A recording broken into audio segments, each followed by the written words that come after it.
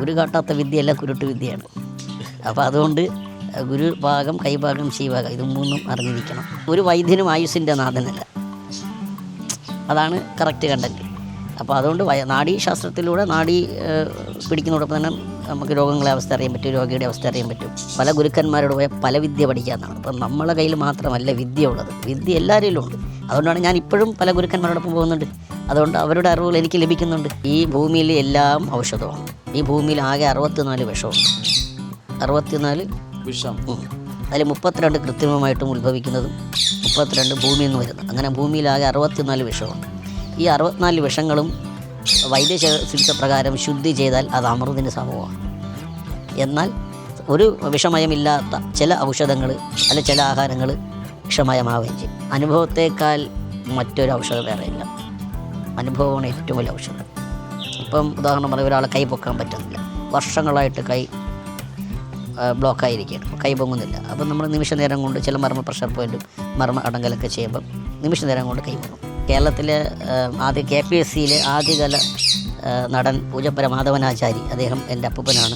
Dial ചെയ്യുന്ന അതിൻ്റെ ഒരു ശബ്ദം അനുകരിക്കുകയാണ്, അതെടുത്ത് കലക്കുന്ന ശബ്ദം.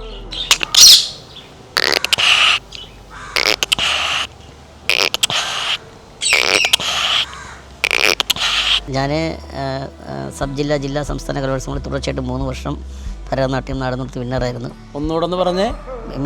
ഭരതനാട്യം, നാടോടി നൃത്തം എന്നിവയിൽ സബ് ജില്ലാ സംസ്ഥാന കലോത്സവങ്ങളിൽ തുടർച്ചയായിട്ട് 3 വർഷം വിന്നറായിരുന്നു. ഞാനിപ്പം നിലവിൽ 2 സിനിമ ചെയ്തിട്ടുണ്ട്. രണ്ടും ചെറിയ, ഒന്ന് ഇത് റോബോ എന്ന് പറയുന്ന ഒരു മലയാള ഫിലിം ചെയ്തിട്ടുണ്ട്. ഡയറക്ടർ പ്രസന്നകുമാർ സാറ്, നമ്മുടെ Madhu sir, Shankar sir, Indian സേട്ടൻ, പൂജപ്പുര രാധാകൃഷ്ണൻ സാർ, അങ്ങനെ തുടങ്ങിയ ടീമിനോടൊപ്പം ചെയ്തിട്ടുണ്ട്. നമസ്കാരം.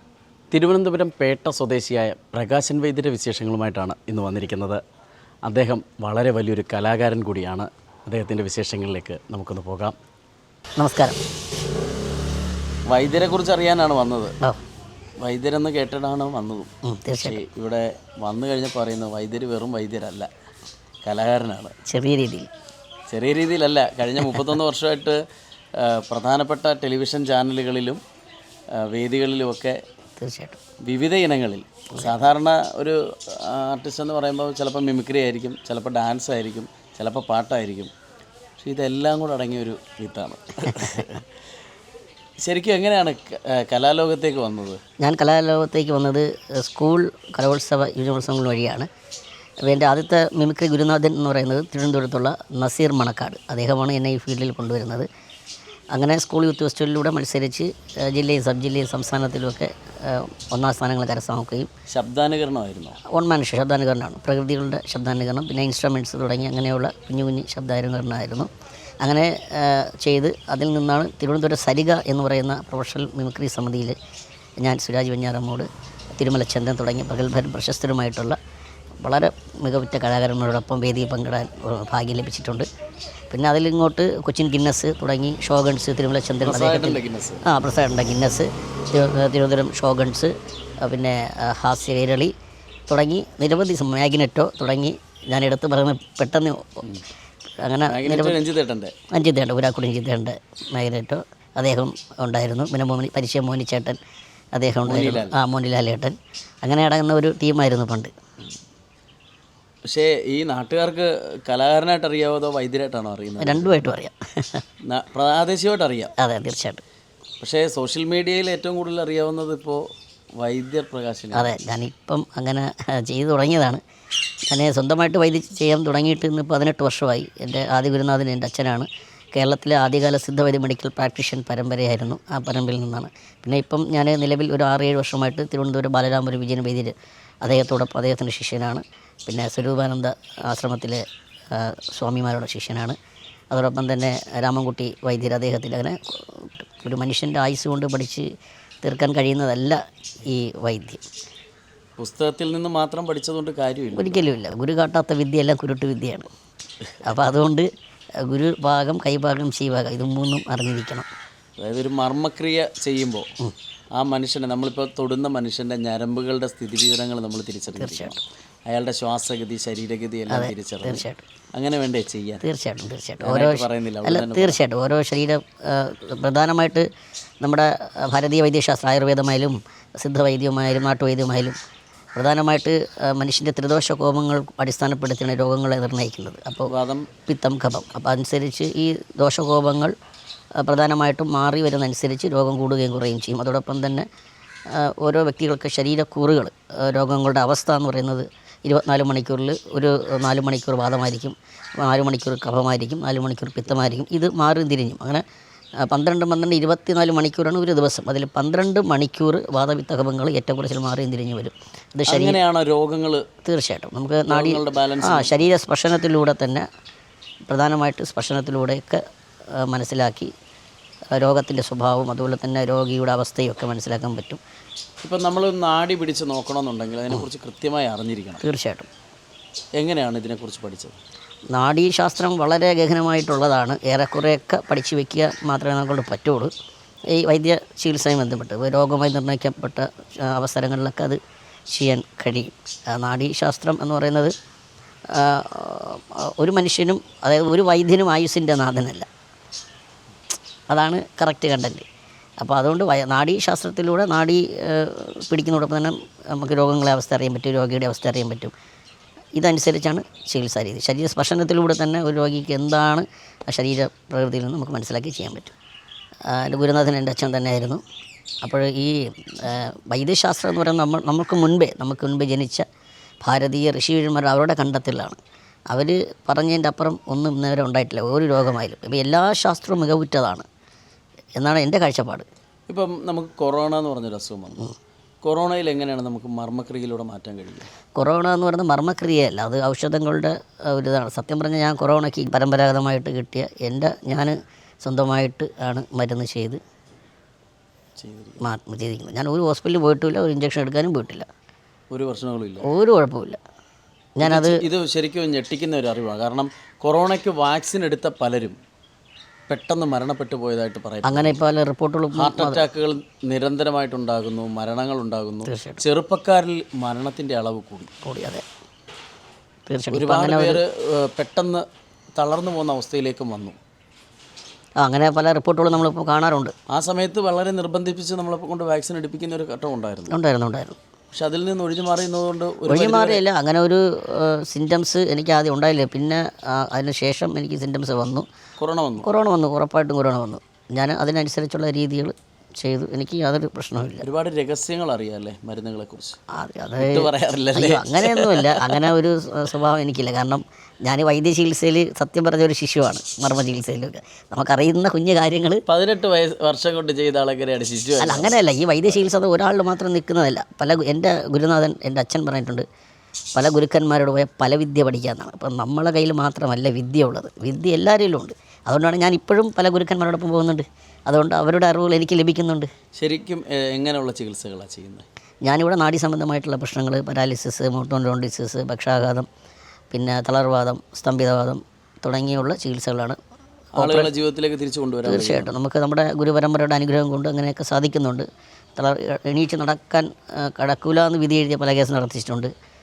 അങ്ങനെയൊക്കെയുള്ള. ഞാൻ ശരിക്കും വൈദ്യരെ അറിയുന്നത് സോഷ്യൽ മീഡിയയിലൂടെയാണ്. തീർച്ചയായിട്ടും. സോഷ്യൽ മീഡിയയിൽ ഒരു ചെറിയൊരു വീഡിയോ ക്ലിപ്പ് കണ്ടു. വൈദ്യരിങ്ങനെ പേട്ട സ്വദേശി പ്രകാശൻ എന്ന് പറഞ്ഞിട്ട്, പേട്ടയാണ് എൻ്റെ സ്ഥലം എന്നൊക്കെ ചെറിയൊരു ബൈറ്റും എല്ലാം കൂടെ. അതെ. അപ്പോൾ എന്താണ് ഇത്? കലാകാരനാണ്, വൈദ്യര് ഡാൻസ് പഠിച്ചിട്ടുണ്ട്. ഞാൻ സബ് ജില്ലാ സംസ്ഥാന കലോത്സവങ്ങളിൽ തുടർച്ചയായിട്ട് 3 വർഷം ഭരതനാട്യം, നാടോടി വിന്നറായിരുന്നു. ഒന്നുകൂടെ പറഞ്ഞേ. ഭരതനാട്യം, നാടോടി നൃത്തം എന്നിവയിൽ സബ് ജില്ലാ സംസ്ഥാന കലോത്സവങ്ങളിൽ തുടർച്ചയായിട്ട് 3 വർഷം വിന്നറായിരുന്നു. പ്രേക്ഷകരിത് കേൾക്കണം. നൃത്തവേദികളിൽ തിളങ്ങുന്ന താരമായിരുന്നു. മറ്റൊരു അറിവുകൂടി ഉണ്ട്, വൈദ്യര് പറഞ്ഞില്ലെങ്കിൽ പോലും പറയാം.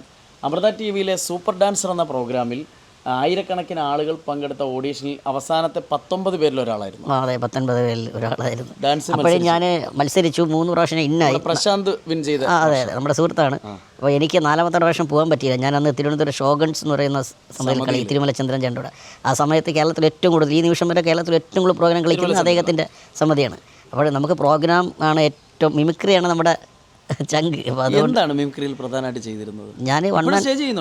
ഞാനിപ്പോൾ വല്ലപ്പോഴും ഇടയ്ക്കിടയ്ക്കൊക്കെ പോകാറുണ്ട്. ഇപ്പം സത്യം പറഞ്ഞാൽ 10 മണിക്ക് ശേഷം മൈക്കോട്ടില്ല, അതുകൊണ്ട് വലുതായിട്ട് പ്രോഗ്രാമില്ല, സെക്കൻഡ് ഒന്നുമില്ല. ശരിക്കും ഒരു രാത്രിയിൽ എത്രയിടത്ത് വരെ പ്രോഗ്രാം ചെയ്തിട്ടുണ്ട്? ഒരു ദിവസം 4 പ്രോഗ്രാം വരെ കളിച്ചിട്ടുണ്ട്. നേരം വെളുക്കുന്നത് അങ്ങനെ ഒരു മാസം വരെ. തീർച്ചയായിട്ടും.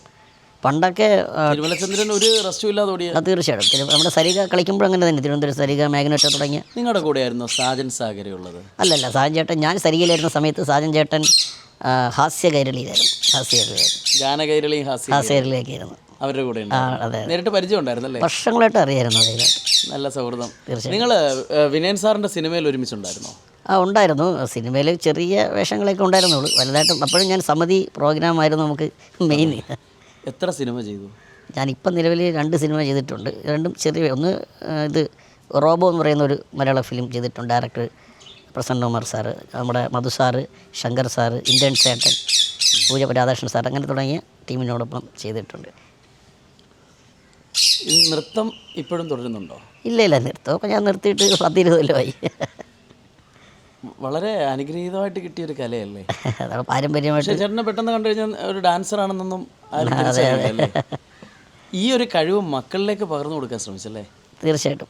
മകൾ ചെറിയൊരു കലാകാരിയാണ്. മോള് സബ് ജില്ല ഇപ്പോൾ സംസ്ഥാന വിന്നറാണ്. 2 നാഷണൽ മത്സരത്തിൽ അവാർഡൊക്കെ കിട്ടിയായിരുന്നു. നൃത്തത്തിൽ കലാതിലകമൊക്കെയാണ്. അച്ഛൻ്റെ കഴിവ് മകൾക്ക് ചെറിയ രീതിയിൽ. മോനും അത്യാവശ്യം മോനും ചെറുതായിട്ട് ഡാൻസ് അത്യാവശ്യം കളിക്കുന്നുണ്ട്. ഈ മിമിക്രിയിൽ പെട്ടെന്നൊരു ക്യാരക്ടർ അല്ലെങ്കിൽ ഒന്ന് അവതരിപ്പിക്കാൻ പറഞ്ഞാൽ ഇപ്പോഴും ചെയ്യാൻ പറ്റുന്ന എന്തുണ്ടായി എന്ന് വെച്ച് കഴിഞ്ഞാൽ ഞാൻ വന്മനുഷ്യയാണ് ചെയ്തുകൊണ്ടിരുന്നത്. പിന്നെ സ്കിറ്റുകളാണ് പ്രധാനമായിട്ട് കളിച്ചുകൊണ്ടിരുന്നത്. ഇപ്പോൾ ഒരുപാട് നാളായി വന്മനുഷ്യയൊക്കെ ചെയ്തിട്ട് ഒരു കുഞ്ഞു ഇതൊക്കെ ചെയ്യും. പ്രേക്ഷകർക്ക് വേണ്ടി ഒന്ന് ചെയ്യാൻ പറഞ്ഞു. പ്രേക്ഷകർക്ക് വേണ്ടി ഞാൻ നമ്മുടെ പഴയകാല ഫോൺ റെയറായിട്ടുള്ള, ഞാൻ സബ് ജില്ലാ സംസ്ഥാനങ്ങൾ വിന്നറായ സമയത്ത് ചെയ്തതാണ്. പഴയകാല ഫോൺ ഇന്നത്തെ കാലഘട്ടത്തെ തലമുറയ്ക്ക് അറിയാമെന്ന് അറിയാമല്ലോ. പഴയകാല ഡയൽ ചെയ്യുന്ന അതിൻ്റെ ഒരു ശബ്ദം അനുകരിക്കുകയാണ്. അതെടുത്ത് കറക്കുന്ന ശബ്ദം.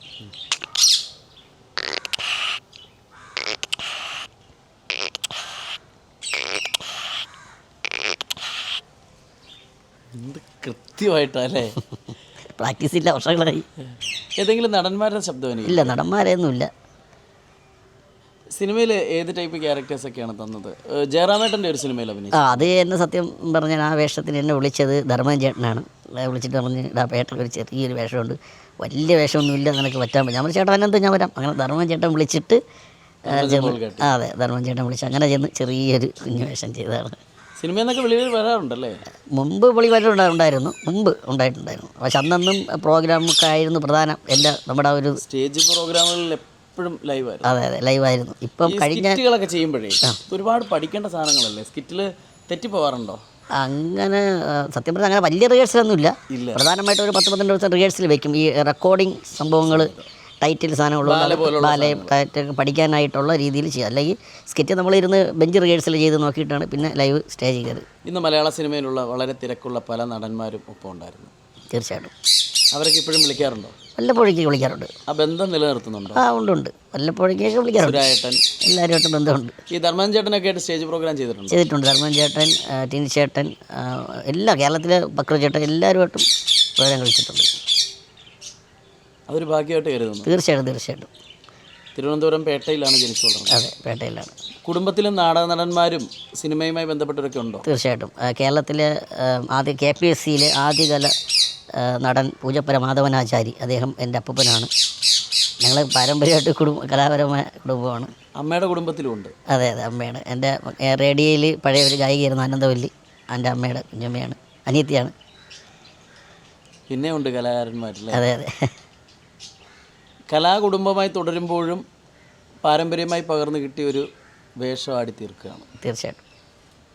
അത് ഒരു കലാകാരനിലുപരി ഈ മർമ്മ ചികിത്സ സത്യം പറഞ്ഞാൽ ഒരു കലാകാരൻ ആവുന്നതിലുപരി ഇത് ജന്മസിദ്ധമായി ലഭിക്കുന്നതാണ്. സിദ്ധവൈദ്യ മർമ്മ ചികിത്സയും ശാസ്ത്രങ്ങളും ഒക്കെ അത് നിയോഗമായവന് മാത്രമേ ചെയ്യാൻ പറ്റൂ. അത്രയേ ഉള്ളൂ. അതിൽ ഒരു സംശയത്തായാലും പ്രകൃതിയുടെ ഒരു വലിയ അനുഗ്രഹം ഉണ്ടാവും. അതെ, തീർച്ചയായിട്ടും. അതിന് നിയോഗിക്കപ്പെടും. രോഗം മാറ്റിയെടുക്കുകയാണ്. അതെ, തീർച്ചയായിട്ടും.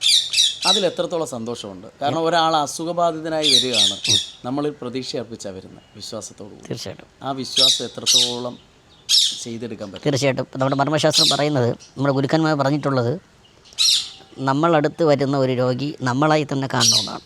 നമ്മുടെ ശരീരവും നമ്മുടെ പ്രാണനും ആണ് അത് എന്ന് കണ്ടാണ്. ഒരു മനുഷ്യൻ്റെ ശരീരം എന്ന് പറയുന്നത് ഈശ്വരന് സമമാണ്. അമൃതപുത്രന് സമമാണ് ഈശ്വരൻ എന്നാണ് നമ്മുടെ കാഴ്ചപ്പാട്. അപ്പോൾ അതുകൊണ്ട് ആ ലെവലിലാണ് നമ്മൾ കാണേണ്ടത്. നമ്മുടെ ശരീരം പോലെയാണ് മറ്റുള്ള ശരീരമൊന്നും എല്ലാ ഈ ചരാചരങ്ങളെല്ലാം കുടികൊള്ളുന്നത് ഒരു അംശമാണെന്നുള്ള കാഴ്ചപ്പാടാണ് വൈദ്യന് ആദ്യം വേണ്ടത്. ഈ ഇപ്പം വ്യാജ വൈദ്യന്മാരുടെയൊക്കെ ഒരു കാലഘട്ടം കൂടിയാണ്. ഇതുമായി ഒരു ബന്ധമില്ലാത്ത പലരും ചികിത്സകൾക്ക് ഇറങ്ങി മരുന്ന് കച്ചവടത്തിന് വേണ്ടി മാത്രം. കാരണം ഇതുമായി ഒരു ബന്ധമില്ലാത്ത പലരും പിടിക്കപ്പെടുകയും ചെയ്യുന്നുണ്ട്. അങ്ങനെയുള്ളവരെ കുറിച്ച് എന്താ പറയാനുള്ളത്? ഞാൻ അതാണ് നേരത്തെ പറഞ്ഞത്, ഗുരു കാട്ടാത്ത വിദ്യ എല്ലാം കുരുട്ട് വിദ്യയാണ്. ഇപ്പം പൊതുവേ ഞാൻ ഒരു കാര്യം പറഞ്ഞുതരാം. ഇപ്പം ഒരുപാട് ആയുർവേദ ഡോക്ടർമാർ, വളരെ പ്രശസ്തരായിട്ടുള്ള വൈദ്യന്മാരും ഒക്കെ നിരവധി പുസ്തകങ്ങൾ വിപണിയിൽ ഇറക്കിയിട്ടുണ്ട്. അപ്പോൾ അത്തരത്തിലുള്ള പുസ്തകങ്ങൾ ഒറ്റ മൂലികൾ കൊണ്ട് പല രോഗങ്ങളും മാറാം. ഇപ്പം 101 ഒറ്റമൂലികൾ പുസ്തകങ്ങൾ ട്രെയിനിലൊക്കെ വയ്ക്കുന്ന അങ്ങ് തുടങ്ങി പല രീതിയിലുള്ള പുസ്തകങ്ങൾ. അപ്പോൾ ആ പുസ്തകത്തിലൊക്കെ എല്ലാ രോഗങ്ങൾക്കും ശമനം നൽകുന്ന ഒറ്റമൂലികളുണ്ട്. ഇപ്പം ഫേസ്ബുക്കും ഇൻസ്റ്റയും തുറന്ന എല്ലാ വൈദ്യന്മാരാണ്. ഇപ്പം അർഷസ് എത്ര വലിയ അർഷസ് ഒരു സെക്കൻഡ് കൊണ്ട് മാറ്റി കൊടുക്കുന്ന വൈദ്യന്മാരാണ് ഇപ്പം ഉള്ളത്. അങ്ങനെയൊക്കെ പരസ്യം കാണുന്നത് തീർച്ചയായിട്ടും അങ്ങനെയുള്ള അത് സംഭവം പറഞ്ഞുതരാം. കാരണം എന്ന് വെച്ച് കഴിഞ്ഞാൽ അർഷസ് എന്ന് പറയുന്നത് അഷ്ടമഹാരോഗഗണത്തിൽ ഉൾപ്പെടുത്തിയിട്ടുള്ളതാണ്. ഞാൻ നേരത്തെ പറഞ്ഞതുപോലെ വാതപിത്ത കഫ അനുസരിച്ച് ഓരോ രോഗങ്ങൾക്ക് വ്യത്യാസമുണ്ട്. ആ രോഗങ്ങളുടെ വ്യത്യാസം അനുസരിച്ചാണ് ചികിത്സ നിർണ്ണയിക്കുന്നത്. ഇപ്പോൾ ഉദാഹരണം കീടാർനെല്ലി മഞ്ഞപ്പിത്തത്തിന് നല്ലതാണെങ്കിലും എല്ലാ മഞ്ഞപ്പിത്തവും ഏൽക്കില്ല. ഈ ഭൂമിയിൽ എല്ലാ ഔഷധസസ്യങ്ങളും വാതവും പിത്തവും കഫത്തിൻ്റെ കണ്ടൻറ്റുണ്ട്. അപ്പോൾ വാതകരമായ സസ്യമാണ് കീടാർനെല്ലി. അപ്പോൾ വാദസംബന്ധമായിട്ട് വാദത്തിൻ്റെ ലക്ഷണത്തോടു കൂടി വരുന്ന മഞ്ഞപ്പിത്ത രോഗിക്ക് ഈ കീടാർനെല്ലി അരച്ചു കൊടുത്ത വാദം കൊണ്ട് കൂടും, മഞ്ഞപ്പിത്തം കൂടും. തീർച്ചയായിട്ടും ശമനം ഉണ്ടാവില്ല. എന്നാൽ പിത്താനുബന്ധമായിട്ടും കഫാനുബന്ധമായിട്ട് വരുന്ന രോഗിക്ക് ഇത് കൊടുത്തു കഴിഞ്ഞാൽ ചെറിയ രീതിയിലൊക്കെ ശമനം ഉണ്ടാവും. എനിക്ക് അറിയേണ്ടത് ഷുഗറിനെ കുറിച്ചാണ്. ഇന്നത്തെ കാലത്ത് ഷുഗർ രോഗികളാണ്. 100 പേരെ എണ്ണിയാൽ അതിൽ 99 പേര് ഷുഗർ രോഗികളായിരിക്കും. ഷുഗറിൻ്റെ ട്രീറ്റ്മെൻറ്റും ഷുഗർ രോഗികളുടെ ഒരു അവസ്ഥയും ഒന്ന് പറയാൻ പറ്റുമോ? ഷുഗർ എന്ന് പറയുന്നത് നമ്മുടെ വൈദ്യത്തിൽ നേരത്തെ പറഞ്ഞതുപോലെ തന്നെ മഹാരോഗഗണത്തിൽ ആചാര്യം ഉൾപ്പെടുത്തിയിട്ടുള്ളതാണ് ഷുഗർ, പ്രമേഹം. അത് 21 തരവും 41 തരമായിട്ടൊക്കെ വിഭജിച്ചിട്ടുണ്ട്. വാതപിത്ത കഫത്തിൻ്റെ അടിസ്ഥാനത്തിലാണ് ഈ ഏറ്റക്കുറച്ചിൽ ഉണ്ടാകുന്നത്. ഷുഗർ നമുക്ക് ആഹാരവിഹാരം, അതായത് വൈദ്യചികിത്സ പറയുന്നത് ഒരു മനുഷ്യന് 90% പഥ്യം, 10% ഔഷധമുള്ളൂ. ഇതാണ് നമ്മുടെ തിയറി. ഈ 90% തീർച്ചയായിട്ടും 90% പഥ്യം എന്ന് പറയുന്നത് നമ്മുടെ നിത്യജീവിതത്തിൽ നമ്മൾ കഴിക്കുന്ന ആഹാരവിഹാരങ്ങളാണ് യഥാർത്ഥ പഥ്യം.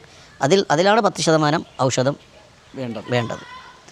അപ്പോൾ മഹാരോഗമായ ഈ പ്രമേഹം നമ്മൾ നിത്യജീവിതത്തിലെ പഥ്യം, ആഹാരത്തെ എരിയും പുളിയും കുറയ്ക്കണം, ഇറച്ചി മുട്ട മീനും പൂർണ്ണമായി ഒഴിവാക്കണം, അരിയാഹാരം ഒരു നേരെ കഴിക്കാവൂ, ഉപ്പിലിട്ട് അച്ചാർ കഴിക്കാൻ പാടില്ല, മധുര പലഹാരങ്ങൾ, ലഘു പാനീയങ്ങൾ, വറുത്ത അരച്ച ആഹാരം ഇതൊന്നും കഴിക്കാൻ പാടില്ല. ഇതൊക്കെ നോർമലാക്കി ചെറിയ രീതിയിൽ കൺട്രോൾ ചെയ്തുകൊണ്ട് ഭക്ഷണത്തിൽ നിയന്ത്രണങ്ങൾ വരുത്തിയാൽ ശമനം ഉണ്ടാവും. തീർച്ചയായിട്ടും ഏത് മരുന്നിന് എത്ര പരസ്യം കണ്ട് മേടിച്ചിട്ടും തീർച്ചയായിട്ടും പഥ്യം നോക്കാതെ. ഇപ്പോൾ ഉദാഹരണം പറഞ്ഞുതരാം. ഒരു കഫരോഗിക്ക് ഭയങ്കര ചുമയും കഫമാണ്. ഔഷധങ്ങളെല്ലാം പ്രാഗൽഭ്യമുള്ളതും എല്ലാം അനുഭവമുള്ളതുമാണ്. ഐസ് വെള്ളവും കുടിച്ച് AC ഉപയോഗിച്ച് AC കാർ കിടന്ന് വണ്ടി ഓടിച്ച് വെയിലും കൊണ്ട് ഇനി ഏത് കൊടിയിട്ട് മരുന്ന് കഴിച്ചാലും അസുഖം കൂടുന്നതല്ലാതെ മരുന്ന് കുറയും. മരുന്ന് കഴിക്കുമ്പോൾ മരുന്ന് തിന്നുന്നത് കുറയും, രോഗം കൂടിക്കൊണ്ടിരിക്കുകയും ചെയ്യും. ഇപ്പോൾ ചില പ്രോട്ടീൻ പൗഡറുകൾ പോലെ ചില മരുന്നുകളൊക്കെ ഇറക്കിയിട്ടുണ്ട്. 6 മാസം കൊണ്ട് ഈ മരുന്ന് കഴിച്ചാൽ ഷുഗർ പൂർണ്ണമായിട്ടും നിങ്ങൾക്ക് എന്ത് ഭക്ഷണവും കഴിക്കാം. അതിൽ എത്രത്തോളം സത്യമുണ്ട്? അത് അതിനെക്കുറിച്ച് അധികാരപ്പെട്ട് വയ്ക്കില്ല, ഓരോരുത്തരും ഓരോ കാഴ്ചപ്പാടല്ലേ. നമ്മുടെ വൈദ്യ ചികിത്സയിലുള്ള അനുഭവമാണ് ഞാൻ പറയുന്നത്. മറ്റുള്ള ആചാര്യന്മാരാണ് ഇതിൻ്റെ എല്ലാം മെയിൻ ആൾ. അവർ അടിസ്ഥാന ഋഷിവര്യന്മാർ. തീർച്ചയായിട്ടും അതിൽ സംശയമില്ലാത്ത അവർ പറഞ്ഞിട്ടുള്ള മരുന്നുകൾ അല്ലെ ജീവിത രീതി കണ്ടിന്യൂ ചെയ്ത് കഴിഞ്ഞാൽ ഒരുപാട് രോഗത്തിൽ തീർച്ചയായിട്ടും. ഇന്നത്തെ കാലത്ത് രോഗങ്ങൾ അറിയാതെ ചികിത്സിച്ച് രോഗങ്ങൾ തിരിച്ചറിയാതെ മരണപ്പെട്ടു പോകുന്ന ഒരുപാട് ആളുകളുണ്ട്. തീർച്ചയായിട്ടും അങ്ങനെയുള്ള ആളുകൾക്ക് കൊടുക്കാനുള്ള ഉപദേശം എന്താ? ഈ ഭൂമിയിൽ എല്ലാം ഔഷധമാണ്. ഈ ഭൂമിയിൽ ആകെ 64 വിഷമുണ്ട്. 64 വിഷം. അതിൽ 32 കൃത്രിമമായിട്ടും ഉത്ഭവിക്കുന്നതും 32 ഭൂമിയിൽ നിന്ന് വരുന്നത്. അങ്ങനെ ഭൂമിയിലാകെ 64 വിഷമുണ്ട്. ഈ 64 വിഷങ്ങളും വൈദ്യ ചികിത്സ പ്രകാരം ശുദ്ധി ചെയ്താൽ അത് അമൃതിന് സമമാണ്.